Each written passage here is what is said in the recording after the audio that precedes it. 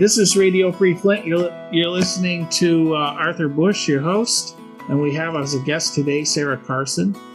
Welcome, Sarah. Hi, thanks for having me. Sarah is a poet who has written a very interesting collection of her poetry called How to Baptize a Child in Flint. And that's our subject today, her book, her poems, and Flint. Sarah, before we get started, I'd like to take a moment to read one of your poems from the book, How to Baptize a Child in Flint, Michigan, which was just released this month. Ode to Flint, Michigan on December 30th, 2014, the 78th anniversary of the Great Sit-Down Strike. This city is afire, extinguished, reignited. Scraped knee, skinned knuckle, she loves a good fight. This morning, she's on the back stoop, listening to archival tape of our grandfathers. Me and 3 or 4 other guys climbed the gate, they say. They'd been making weapons out of spare parts. A great slingshot to throw heavy things. The story we know best, of course, is the one in which our fates reverse. There were whole years where we rode our bikes uphill, if only to turn around and look back. Now I dream of other towns, and this city shakes me upright, says, "You were saying their names again. Fine city. Sit," I say. "Hang your jacket on the portrayal. Put another 2x4 on the fire. It is not without precedent." Sarah, tell us a little bit about where you're from. Sure. My family we're a multi-generation Flint family. My great-grandparents, grandparents all worked in the factories in Flint. When I was born, my family was building a house in Flushing, so I only lived in Flint when I was a kid for a few days, and we moved out to Flushing, and then we moved around a little bit, but ended up moving back to Flint when I was a young adult finishing college. I feel like I have a bit of a mixed relationship with Flint, where I was back and forth, started there and left, and came back and left again, and then came back again when I had my daughter. So that's kind of what the book is about, is my relationship, feeling kind of this pull between being grounded there with my family and wanting to go elsewhere and feeling pulled back. You began to write this book a number of years ago, actually. And your first book, as I understand it, was called Buick City. Mm-hmm. Yep. When I started writing Buick City when I was in graduate school. So I was living in Flint right after college, and then decided that I wanted to learn more about poetry and thought that going to Chicago might be a better place to connect with people who were writing poems. I wrote Buick City while I was finishing graduate school in Chicago, and then, which was really kind of about, those poems are more of when I was growing up and the relationship I had to the city as a child. And then this new collection I started writing more as an adult. My mom had just begun a relationship with a man who had 2 sons, and so there's a lot of poems about, I called them they're my stepbrothers, but I called them in the book my brothers. And so about half of the book is kind of about that relationship. And then I got pregnant and had a daughter in the middle of writing the book. So then it kind of shifts to thinking about future and what it might be like to raise a daughter in Flint, or whether or not that was going to be practical.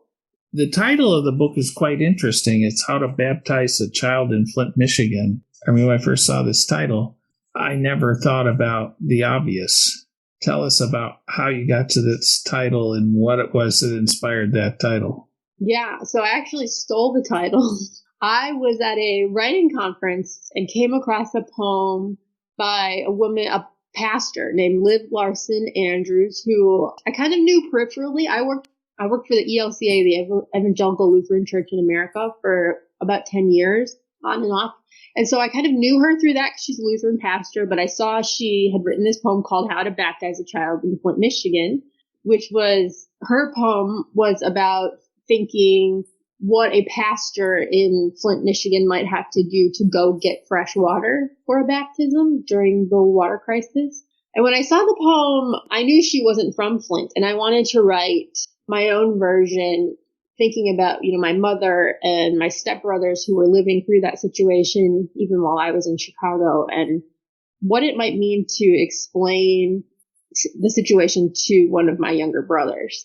Rewrote the poem from that perspective. I actually wrote it there was a day I went with my grandmother and took one of my stepbrothers to church in Flint. And I remember the pastor was doing, basically like an altar call where he was asking people to come to the front to pray. And my brother, he was actually he was sleeping, falling asleep during the sermon, but then kind of woke up and was like, what is he talking about? And I was like, just don't worry about what he's talking about. Sarah, I'd like to read one more poem from your book, How to Baptize a Child in Flint, Michigan. And the poem is entitled, On the Playground, Brother Teaches the Old Testament. On the third day, Brother says, God created opportunity. He retells Joshua, and the walls stay up. There's a hole in Rahab's floor for cigarettes and rum. God does not send Jonah to Nineveh. God sends Daddy to get Uncle from the White Horse. There are new commandments. Don't leave your shadows for the darkness. Cross the older boys only once. Brother dips a finger in the fountain. Lunch lady calls him problem. Says boys like you become chalk marks on a wall. Girls in the bleachers hold their breath. Like sacrifice can save him. Brother's not gotten to Job or Isaiah. Brother has not covered salvation yet. So let's step back to how you got the title to this book, and what does the title mean? So it was kind of this imagining of how to explain what was going on in the city, but also kind of cosmically what it meant to be baptized to a child. And so I wrote my own version, and then eventually I went to Liv and I said, I read your poem and then I wanted to write my own. Is it okay if I steal your title? And she was like, I'm honored that you wrote your own version. So yes, please take the title. So well, let's read that poem, How to Baptize a Child in Flint, Michigan. This is actually a poem that was written by Sarah Carson. The title was taken as the title of the book itself. How to Baptize a Child in Flint, Michigan. First, hold the curve of their head like packed snow, a struck match, a field mouse you catch with the cup of your hand. Say they can be anything. Refill their root beer. Tell them yes. People like us can be great too. If you're going to the firehouse, bring them with you. Say God is good, even if a guardsman says otherwise. At home, dinner in the microwave, Mountain Dew and TV light. When the textbook insists we are already water, say of course we are, boo, though you don't know the specifics. Just that pastor says river is a holy thing. Jesus himself could walk it in bare feet. On Easter, when they fall asleep during altar call, when they wake and whisper, what is brimstone? What's repentance? Send them out to the narthex. Ask them if they're thirsty. Tell them these reckoning songs are not for us. How are the people of Flint to take this? I mean, that's a really hard question because I think there are so many different lived experiences in Flint. My thinking was I was living through this time in my life where I had these two younger brothers who I really loved and cared for, but I was in Chicago, but I was having people who knew me as a Flint poet asking me to read poems about Flint or to speak about the water crisis. And the thing that I was thinking of as I was thinking of my brothers back home was just how people outside of Flint see the politicized issues. People who aren't from Flint saw the water crisis as this kind of power struggle. There are people like my mom and my brothers who are still back home who really needed clean drinking water. And so I think that poem in particular was kind of thinking about where does redemption come from in a situation like that? What does it mean to be the person that needs the water when the rest of the world is kind of arguing about whose fault it is that the water is dirty? Who are we going to blame and who's going to go to jail for it when the people who don't have any power in those situations just need the water. I don't have an answer. I was just kind of meditating on what it means to be at that level. But your story is one of harnessing whatever came out of Flint. Flint could be Flushing, could be the whole area, and is the whole area. What is it you took from Flint that went into this book? That's a different question than asking what are Flint people going to take from this book after they read it. But I'm asking, what did you take from Flint and put into your work, and what it is that's behind it to you personally? When I think of Flint, I think of my family's story. You know, my great-grandfather brought his family to Flint so that he could work in the factories. You know, my grandmother got married to a man that her parents told her to marry, and when she wanted to get out of that situation, the first thing she did was go down to the factory and get a job. And so my whole life, I think I saw Flint as this place of opportunity. That was the story that was kind of told through my family. And then by the time I was kind of old enough to know what was going on, those factories were closing and opportunities were becoming more scarce. So I think I left Flint with this idea that I came from this place that once was so full of promise, but that did not have that promise for me anymore. As I was writing and trying to work through what it meant to be from Flint and to want to be close to my family, but to feel like there wasn't any opportunity where they were, what I was bringing with me was this idea of there were generations behind me who had really tried to do the best that they could for themselves. And that was in Flint at one time. But, you know, I needed to grow up and make a living. So my grandmother, she actually during World War II, when lots of men had to leave to go fight, and they were letting women work in the factory for the first time, went down and they were making airplanes instead of Buicks at the time. But she got a job, and that's where she actually met my grandpa. They met on the assembly line and eventually started their own family. Your book and your story really is peeking in the window into the white working class in Flint. What's happened in Flint and other places around this country and is still happening.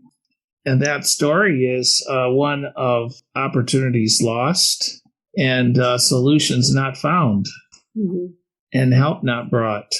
Because it appears to me that you're speaking to a post-Rust Belt region or regions across the Midwest in particular. You speak about, you know, your faith and how it influenced you. You made reference in some of the things I read about essentially lost promises, that as you were growing up, there was sort of an unwritten code that you'd end up with the promise of a good job and a good future tied to what essentially is the American auto industry.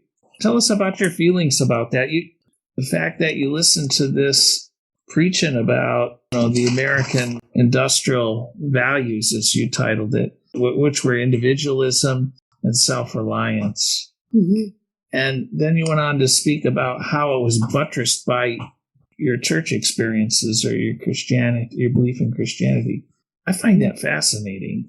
The church actually played a role in getting you to believe that capitalism can make things come true. Your belief and throughout this book is that may very well not be true. It may be a myth. I think, at least my experience, I grew up first in the Baptist church with my family, and then when I was a teenager, I started attending a Nazarene church, and then I ended up going to an evangelical Christian college for my undergraduate. And I think that I heard a lot of messages in those churches about how you had the power they focus on kind of the individual relationship with Christ, right? Like you are connected with God, and if you are doing the right things and saying the right things should go well for you, right? There's almost like this contract with Christ that your life is going to work out. You know, you say your prayers, you leave it in God's hands. I remember being told at the Christian university that I was going through a lot of things. My family was kind of falling apart, and this was my family's fault. Like, that we didn't pray hard enough.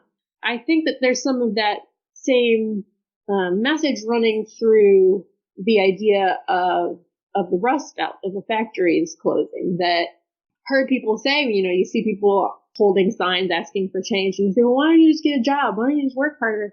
And there's aspects to that. I mean, everybody has their own story, but I feel like the Christian message and the individualist message I got as a kid of a factory worker was just like everything that your future is always in your hands. Like everything that you want, pray hard for it and it can be yours. And that's just not true. Like there's so many forces outside of yourself, especially when you come from a working class or a poor background, that are just working against you. What you were talking about, the false promise of the American dream for everyone today in places like Flint or Akron or, wherever you might go. What you're talking about has been labeled the prosperity gospel. In other words, God wants you to be rich. So if you're not rich, it's your fault. You're not doing what God wants. So go find yourself a bag of Amway products and start selling it. The only one gets rich is the pastor and his friends above. And your story really illustrates that to me. I don't know, maybe I'm off base. No. I ended up by accident finding the Lutheran church. I'd kind of given up on church after feeling like the messages I was hearing were simply not true. I didn't lose faith in that there was something bigger. I actually just got an email out of the blue to do some freelance work for the ELCA, the Lutheran Church, which is a progressive arm of Lutheran denominations in the United States.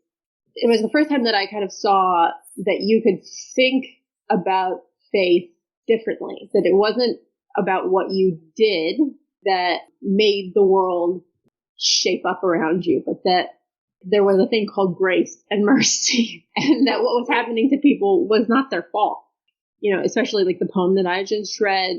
I was back home and going to church with my grandma, and things that I was hearing just didn't align with the way that I felt about the world and about there being a bigger meaning to all of this. One of the things that you do write about has to do with trauma and maybe even generational trauma, and you talk about it powerfully.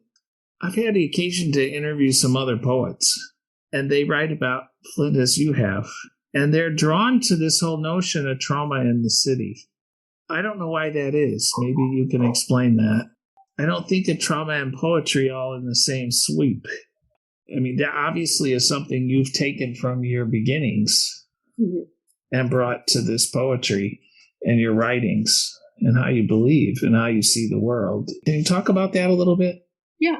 For as long as I've been able to write, writing has been a way that I process what I'm thinking about or what I'm feeling. And I think that when I started studying poetry, I wrote poetry all throughout my childhood and through teenage years just as a way to write down the crazy things that were going on in my head as a child. But when I started studying poetry and learning more about how people should put language to ideas or to feelings, that we really don't have ways to articulate what goes on inside of us. We come up with language as a way to symbolize what we're thinking. But when I say that I'm feeling down today or I'm feeling excited, you don't know how I feel.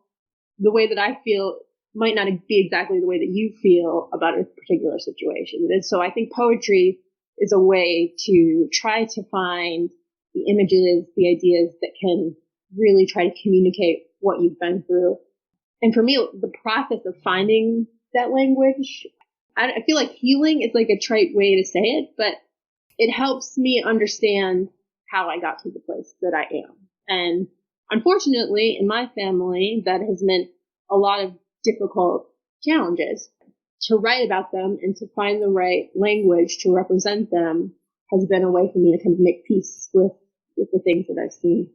In some of my other interviews with some poets, they've talked about the healing power of poetry. So poetry actually, and your expression in poetry, really exposes that need. Do you agree with that? Or is that just some way out thought that I came up with one day? No, I think, another of Maslow's needs is need to connect with others, right? And so I think poetry is one way to do that. Poetry is not one of the most popular art forms. There's other ways to connect. We can make a film or paint, but when you are able to share what you've been through in a way that connects with what someone else has been through, I don't know if you feel safer, but you certainly feel like you're a part of something bigger than yourself. When you think about the water issue, it's been going on so long that the words water crisis don't have a lot of meaning anymore. But when you think about what water is and what water does, when I came across Liv's poem, How to Baptize a Child in Flint, Michigan, the image of having to have clean water for a baptism really helps you see how difficult it is to live in a place without clean water. One of the things that I see as a theme in some of your work is a certain amount of working class alienation that goes on. And we talk about how political leaders have capitalized on this to get themselves elected. You're expressing something that Michael Moore expressed in some of his films. And I've seen this expressed in other venues where people are relating their working class backgrounds to the reality they had in the streets of Flint, Michigan, and the reality that exists today. You talk about the streets that, in the poem's entitled Where They Don't Name the Streets for Us. Where I grew up in Penn Galley Road in the south end of Flint, they named the streets after noble poets of the 18th century. Looking back at it now, with the emergence of all these working class poets, it might be it might have been they had foresight to do this. Perhaps most of us didn't know these poets, didn't read them, didn't write poetry, and didn't feel any connection to them. In the movie Roger and Me, Michael Moore takes a spin around Beecher and looks at the names of the streets and says, oh, these are named after all the great Ivy League schools like Harvard and Yale and Princeton. And this is today it's one of the poorer neighborhoods in Flint. You write this poem, and I'd like you to read it to us. It's called Where They Don't Name the Streets for Us. And I want to know why you wrote that and what it represents. I've got to make it zippy. Okay. Where they don't name streets for us. This neighborhood, these boulevards, these streets named for carburetors, where some kids wild out school days, centuries, these avenues barely know the sound of one box truck from another. You, me, from other girls, early spring shoots of grass, for whom neighbor boys' long legs count cement stoops, whose daddies warm motorcycles on the driveway, whose mamas can't leave hard tables, tell these men to ride along. When we were young, we dug tombs beneath burning barrels, left waving flags for other kids. Now the patrolman in the park would not know our names if a dispatcher spelled them letter by letter. Now these girls, these boys, have not found one remnant of us. Not one foul word we wrote in wet cement. Not one foul ball we did not chase into the street. In the city where we were born, God set a star above the river, as if to leave a light on. As if we could go home again. But now we are the strangers. The garage where we burned evenings has left town 2x4 by 2x4. Even stray dogs won't scraps from our hands. I guess to answer the question that you posed about a particular piece, once I was older, my mom bought a house in Carriagetown. That's where she was living with my brothers when the water crisis began. And I wrote that poem because I was driving away from Carriagetown past Kettering, looking at just how Carriagetown is, we say it's a historic part of Flint, but it's mostly nothing's there anymore. They're ripping down the homes. And so I guess I wrote that poem just as a way of thinking about what happens when the place that you remember doesn't remember you, right? Most of the signposts of my childhood aren't there anymore. I tried to go back to the trailer park where I was born, where my family lived when I was born, and it's just, there's nothing there. I mean, I don't think that's just there's a lot of people that go through that, I think. So if you'd like to get a copy of this book, How to Baptize a Child in Flint, Michigan by Sarah Carson, go to Amazon.com, which will have a link in the show notes as well, at Persea Books, which is at www.perseabooks.com, and order your copy. The book will be released on November 1st, 2022. Again, the book is How to Baptize a Child in Flint, Michigan by Sarah Carson. The book was a winner of the 2021 Lexi Rudinsky Award, Editor's Choice Award. If you'd like to get a copy of the book, you can also contact Gabriel Fried at gfried, F-R-I-E-D, at Persea Books, that's P-E-R-S-E-A books.com. Again, thank you for listening. I hope you get a chance to read this book. It's a treat. Thank you. Goodbye.